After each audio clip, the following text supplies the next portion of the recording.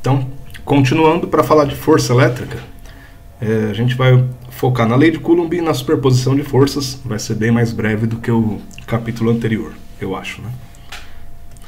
Bom, rapidamente o Coulomb, só para ter uma ideia do contexto, tá, e da época, né? Nasceu em 1736, então começo do século XVIII, e morreu no começo do século XIX. Então é importante notar que esse trabalho com eletricidade estava muito forte do século XVIII para o XIX. E durante o século XIX é que teve uma grande compreensão do que é a eletricidade e o magnetismo, até os trabalhos do Maxwell, que eu citei na aula passada, com o eletromagnetismo lá no 1870. Né? Então de 1800 a 1870 a gente teve toda a compreensão da eletricidade e do magnetismo que a gente podia ter com a física clássica. Né? Então o Coulomb, francês, físico e engenheiro principalmente, fez outras contribuições, mas basicamente físico e engenheiro. Publicou dezenas de trabalhos e a partir do estudo das torções, tá, que facilitou, que permitiu também o cálculo da constante gravitacional, enfim, a partir do estudo das torções ele conseguiu determinar a relação entre a intensidade da força elétrica entre corpos carregados a uma determinada distância. Tá. Então ele faz uma relação. Percebam que a gente chama de... a gente tem na física, né, princípios, leis, teoremas, teorias, enfim. O que o Coulomb faz, ele percebe que existe uma relação que sempre acontece, quer dizer, que não varia. E aí ganhou o status de lei, porque sempre funciona. Tá? Do que trata, então, a lei de Coulomb? Ela diz o seguinte: considerando cargas pontiformes, ou seja, corpos que têm uma carga concentrada num ponto. Tá? A gente, para trabalhar com cargas espalhadas por vários pontos de um corpo, a gente precisa de equações um pouco mais reais, e aí precisa ver cada situação, qual o formato, a forma, enfim, como que está a distribuição de cargas, não é uma lei geral. Mas essas leis para corpos com distribuições não uniformes de carga também são derivadas da lei de Coulomb. Tá? E a gente vai considerar aqui também que a distância entre as cargas, o R, é muito maior do que o tamanho dessas cargas, desses corpos que têm essa carga. Tá? Então, duas condições de contorno que a gente precisa respeitar. Coulomb percebeu que, a depender da distância entre as cargas, o R, a força é proporcional ao inverso do quadrado da distância. Também percebeu que a força era diretamente proporcional às cargas do estudo, né? As cargas que estavam ou se atraindo ou se repelindo. Né? E desse modo, chegamos ao padrão de que a força é proporcional às cargas e inversamente proporcional à distância entre elas ao quadrado. Essa equação ela se assemelha à equação da força gravitacional, da lei da gravitação universal do Newton. Né? E depois do Coulomb fazer esse trabalho é que foi possível calcular aquele G da constante de gravitação universal e aqui também calcular a constante elétrica. Né? Enfim, então foi soma dos trabalhos aí ao longo dos séculos que a gente vai permitindo essa compreensão. Né? Então, dependendo do sistema de unidades de medida que a gente está usando, vai ter uma constante que tira esse caráter aqui de proporção e torna um sistema, uma equação com uma igualdade. Né? Isso só é permitido se você tiver um sistema de medida para padronizar a força, por exemplo, força mecânica, força magnética, força elétrica, dentro de um padrão e poder compará-las. Né? Então, no Sistema Internacional de Unidades, a gente usa esse K, essa constante de proporcionalidade, equivalente a 8,987551787 vezes 10 a nona Newton metro quadrado por Coulomb quadrado. Dificilmente a gente vai usar com tanta precisão nesse curso aqui para engenharia, né?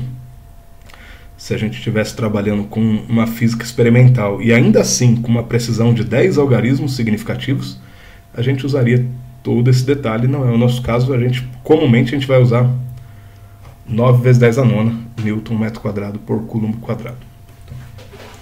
Assim, percebam, assim eu consigo estabelecer que essa força elétrica vai ser medida em Newton, que a distância entre eles vai ser medida em metro e que a carga vai ser medida em Coulomb. Então assim eu consigo fazer esse trabalho.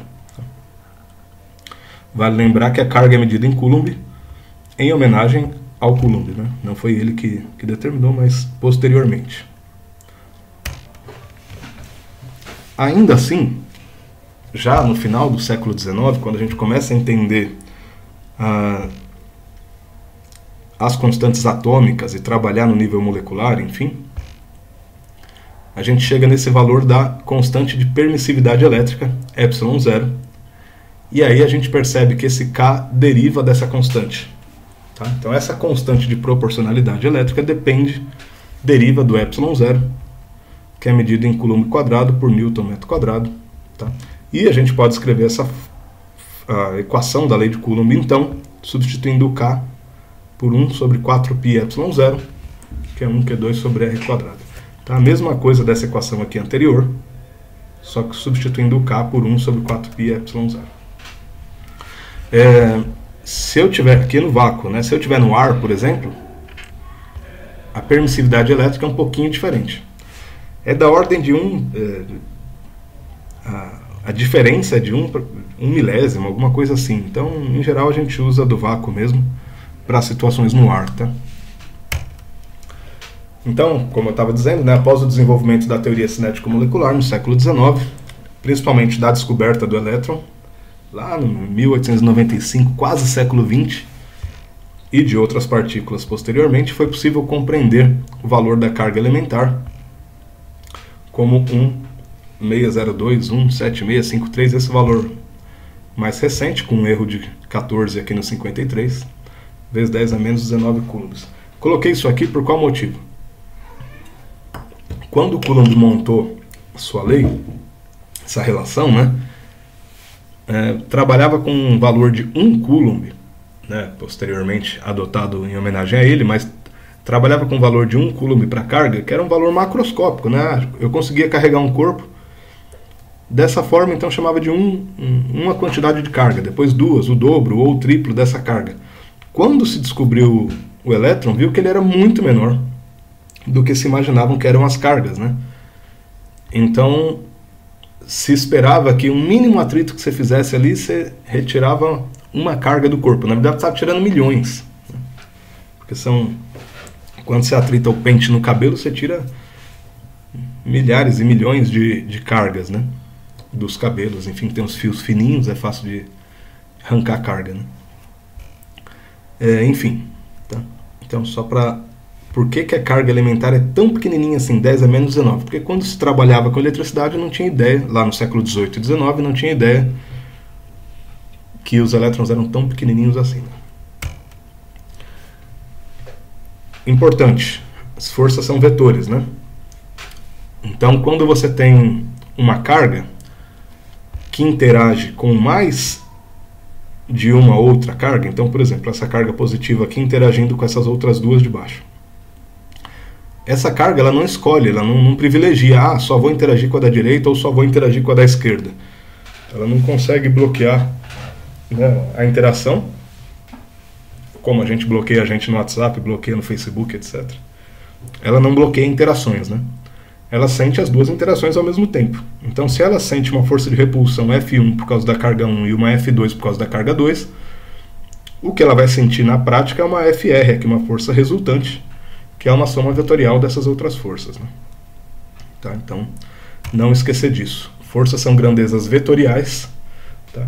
E elas têm, para cada par de duas cargas, né, que interagem, a força vai estar na direção e no sentido da distância entre as cargas.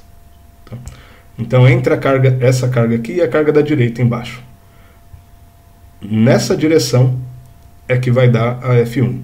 E entre essas outras duas cargas aqui, a da esquerda e a do meio, é nessa direção que vai dar F2, sempre na direção da distância entre as duas cargas.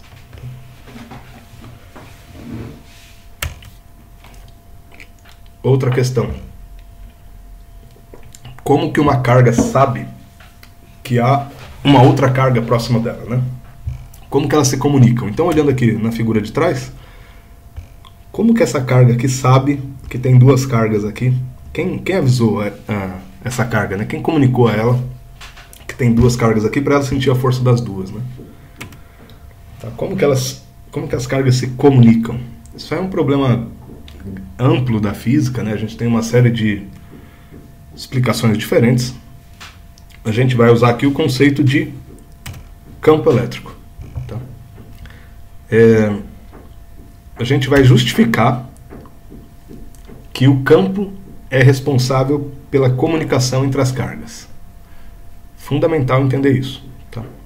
O campo vai ser então aquilo que possibilita que uma carga sinta a outra, se comunique com a outra. Lembrando que as reações são sempre de ação e reação, né? Então, se uma carga está sentindo a outra, é porque a outra está sentindo a uma, né? Bom, vamos lá então discutir um pouco do campo. Também nesses três tópicos: campo e força, determinação do campo e linhas de força. Bom, o que é um campo, então? Um campo de forças. É uma região no espaço que foi deformada por uma unidade física. Olha que loucura isso, tá? É um argumento que eu acho muito bonito, mas que hoje a gente tem outras formas de falar sobre esse campo, né? Mas o que é o campo, então? Uma região no espaço. Tá? Perceba que não é nada material. Não estou falando aqui de gás, nem de líquido, nem de sólido, de nada. É uma região no espaço. Estou falando de espaço. Que foi deformada por uma unidade física. Então, por exemplo, o campo gravitacional é uma região no espaço que foi deformada por uma massa, onde outra massa, se presente, vai interagir, vai ter uma ação e reação com a primeira. No caso do campo gravitacional, a força de atração, né? Então, a gente tem algo... Enfim, vocês devem ter discutido isso, Física 1, Física 2, a gente discutiu um pouco lá em Fundamentos de Física também, que ao redor dos planetas, os planetas, por terem muita massa, ou as estrelas, por terem mais massa ainda, deformam o espaço ao redor delas, de forma que outras massas, por exemplo, outros planetas, sintam a presença desse campo e interajam um com o outro, né? O campo elétrico também é uma região no espaço, só que deformada por uma carga elétrica, onde outra carga, se presente, interage com a primeira. E aí pode ser atração ou repulsão, né? Então olha que louco, né? A gente tem um campo, por exemplo, só o nosso corpo, que é formado por cargas elétricas e por massa. A gente deforma o espaço ao nosso redor, eletricamente e gravitacionalmente, né? E se a gente ainda tiver ímãs, ou corpos magnetizados, eles também vão deformar uma região no espaço, de tal forma que outro ímã, ou material ferroso, ou material imantável, vai interagir com o primeiro, e com atração ou repulsão. Então são deformações do espaço. Então todo o espaço à nossa volta está deformado por uma série de campos, porque as coisas têm massa, as coisas têm carga, né? De um modo assim bem simplista, a gente pode falar que tem três interações naturais que eram compreendidas no século XIX. Se uma partícula tem propriedade de massa, corpo material, então ele vai gerar um campo gravitacional ao redor dele e vai sentir o campo gravitacional de outra massa. Se uma partícula tem propriedade de carga, ela gera um campo elétrico ao redor dela e sente o campo elétrico de outra carga. Lembra, pessoal, é interação. Então você sente o campo elétrico de outra carga, você sente o campo gravitacional de outra carga, você não sente o seu.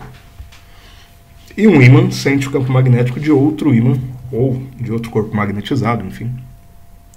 E também gera ao redor, né? Essa tabela vai ficar bem diferente para o final do curso, tá? Que aí a gente vai inserir aqui as interações nuclear forte, nuclear fraca, e vai perceber que, espero que a gente consiga entender bem, que eletricidade e magnetismo são uma coisa só. Tá? Então não serão mais duas linhas aqui. Bom, rapidamente, representação do campo gravitacional. Geralmente a gente representa com linhas abertas, tá? Apontando para o centro de massa da massa que está gerando esse campo, por conta de uma atração entre massas. Tá? Massa atrai massa. Linhas de campo são abertas, elas vão para o infinito. Tá? No caso do campo magnético, eu estou passando rapidinho porque isso é assunto para outra hora. No caso do campo magnético, as linhas de campo são fechadas. Todo corpo magnético é norte e é sul ao mesmo tempo. Então, todas as linhas que saem do Polo Norte voltam para o Polo Sul. Mesmo essa aqui que está acabando aqui, ela só está acabando aqui porque acabou o desenho. Tá? Se a gente fosse dando zoom aqui, essa linha está ligada aqui, a outra está ligada aqui. Enfim, todas as linhas são fechadas, saem do norte e vão para o sul. O planeta Terra, ele é magnético e, portanto, ele tem um campo magnético ao redor desse magneto central, né? Por onde a gente pode alinhar bússolas, por exemplo, e se localizar, se orientar pela superfície do planeta, né? Vale lembrar aqui só uma observação de que o Polo Sul magnético está do lado do Polo Norte geográfico, né? Porque a gente usa a bússola com o norte apontando para cima e a norte está atraído pelo sul, né? Então aqui é o sul. Enfim. Tá. No caso do campo elétrico, que é o que interessa para a gente agora, as linhas de campo também são abertas. Por qual motivo? Porque eu posso ter carga só positiva e posso ter carga só negativa. Diferentemente dos ímãs, que todo ímã é norte-sul, eu posso ter um próton, por exemplo, ou um núcleo, ou um íon positivo, aqui um cátion, que é uma carga só positiva, não é positiva e negativa ao mesmo tempo. Posso ter uma carga só positiva e uma só negativa. Então, as linhas de campo vão para o infinito. Se eu tenho duas cargas positivas ou duas negativas, vou ter uma repulsão elétrica. Se eu tenho uma positiva e uma negativa, eu vou ter uma atração. As linhas de campo se unem aqui. Tá? Bom, estou falando demais, já estou ficando sem voz aqui. Finalizando a questão do campo, vamos definir. Então, a definição de campo elétrico é força elétrica por unidade de carga atuando em alguma carga no ponto. Vamos entender essa definição. Imagina que eu tenho aqui uma carga positiva, um corpo carregado positivamente e outro corpo carregado positivamente. Eles vão se repelir, tal qual essa imagem aqui, né? Então vai haver uma repulsão entre esses dois corpos. Se eu tiro esse corpo daqui, o B, né, e olho só para a posição onde ele estava, para o ponto onde ele estava, o que há nesse ponto que, se eu colocar essa carga B, ela vai sentir o corpo A, né, aquela coisa da comunicação? Bom, aqui há um campo. Tá? Esse ponto P ele foi deformado por essa carga que há. Na verdade, tridimensionalmente, todos os pontos aqui ao redor foram deformados, mas esse aqui foi deformado com um determinado valor. Se eu coloco uma carga de prova aqui, uma carga de teste, ela vai sentir uma força nesse ponto. Então a ideia da definição do campo elétrico é isso, né? É a força por unidade de carga. Então, pela carga de teste aqui, supondo que a carga de teste seja 1, por exemplo, 1 coulomb. Então é tantos newtons por coulomb naquele ponto onde eu posso colocar essa carga. Então,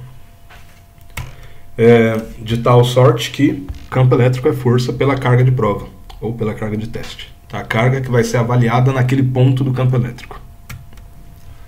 E medido em newton por coulomb, tá? No sistema internacional. Sem segredo, né? Vale notar aqui que para uma carga positiva, a gente diz que o campo está saindo para fora, tem sentido para fora da carga. E se ela for negativa, o campo é para dentro da carga. Tá? Olhando aqui essa outra imagem aqui atrás, carga positiva, o campo está saindo para fora, você vê as setinhas aqui. E carga negativa, o campo está entrando nesse corpo. Por que isso? Porque a gente usa como padrão uma carga de teste positiva. Então, se naquele ponto P aqui da imagem anterior, nesse ponto P, eu coloco uma carga positiva, ela vai se afastar da outra carga positiva, né? Então ela se afasta, então o campo positivo é para fora da carga positiva. A gente usa o positivo como padrão. Se for uma carga negativa, ela vai ser atraída. Só que ela está contrária ao padrão, que é o positivo. Então o campo está para fora, mas a força está para dentro. Dessa forma, se E é igual a F sobre Q, F é igual a E vezes Q, e se a gente considera essa carga de teste, olhando para a equação da força lá atrás, a gente tem que o E é 1 sobre 4πε0, que é o K, né, constante de proporcionalidade, vezes a carga geradora do campo, dividido pela distância até o ponto que eu quero analisar ao quadrado. Vou voltar na equação da força aqui, fica mais fácil de entender. Cadê? Aqui atrás. Aqui, né? Se eu olho para essa equação da força, como força é o campo vezes a carga de teste, então eu posso separar tudo isso aqui, ó, K, Q1 e R quadrado, como o campo gerado pela carga Q1, que vai ser sentido pela carga Q2, que seria a carga de teste. Tá? Então K, Q1 sobre R quadrado é o campo gerado pela carga Q1, que vai ser sentido pela carga Q2. Tá? Voltando aqui. Então, K, Q1 sobre R quadrado. Assim como acontece com as forças, o campo elétrico também é um vetor. E aí se você tem duas, três cargas aqui, por exemplo, Q1, gerando um campo E1 nesse ponto P, e um Q2 gerando esse campo E2 no ponto P, o ponto P, no espaço, tem um campo resultante, que é a soma vetorial do E1 e do E2. Tá? Sem segredos quanto a isso. Essas linhas de campo, também chamadas de linhas de força, né? Por que linhas de força? Porque se eu coloco uma carga elétrica em cada ponto dessa linha, ela vai existir uma força, né? Ela é tangencial ao campo naquele ponto, né? Então, claro, se é uma carga isolada com um campo radial, o campo elétrico nesse ponto vai seguir o raio aqui. Se você tem mais de uma carga, então o campo está deformado, o espaço está deformado por duas cargas. Cada ponto que eu analisar, o campo vai ser tangencial àquele ponto. Tá. Ok? Imagino que isso aqui também não tenha problema, né? Qualquer coisa vocês gritem aí no... Xinga muito no Twitter. Bom, vamos ver uns exemplos de exercícios então.